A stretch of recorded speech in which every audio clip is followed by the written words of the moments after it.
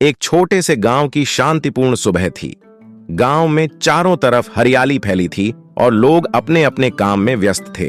मनोज, जो कि एक होनहार विद्यार्थी था, रोज की तरह आज भी स्कूल गया था।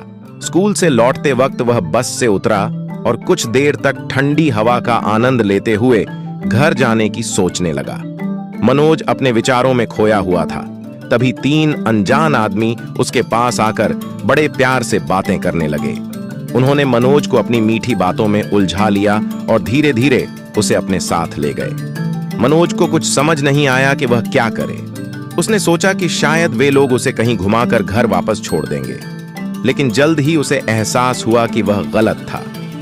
वे लोग उसे एक सुनसान जगह पर स्थित झोपड़ी में ले गए और वहां उसे बंधक बना दिया। मनोज का दिल तेजी से धड़कने लगा।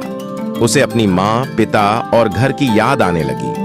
वह डर से कांपने लगा, लेकिन अंदर ही अंदर उसने हिम्मत बनाए रखी।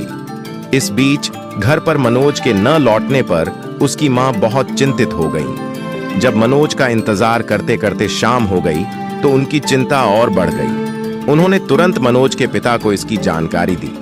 मनोज के पिता को भी दिल में किसी अनहोनी का एहसास होने लगा। बिना समय गवाए वे थाने की ओर चल पड़े। थाने में पहुंचकर उन्होंने दरोगा जी को सारी बात बताई।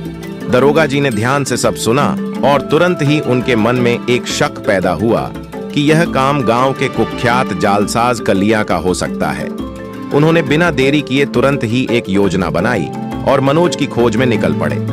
कुछ देर बाद खोजबीन करते करते वे उस झोपड़ी तक पहुंच गए जहां मनोज को बंधक बनाकर रखा गया था।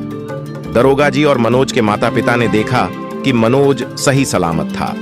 मनोज की मां ने उसे गले से लगा लिया और उनकी आंखों से आंसू बहने लगे, आंसू जिसमें दर्द भी था और खुशी भी। फिर वे चारों मनोज को लेकर घर लौट आए। मनोज के पिता ने दरोगा जी का धन्यवाद किया और मनोज को समझाया कि कभी भी अजनबियों से बात नहीं करनी चाहिए।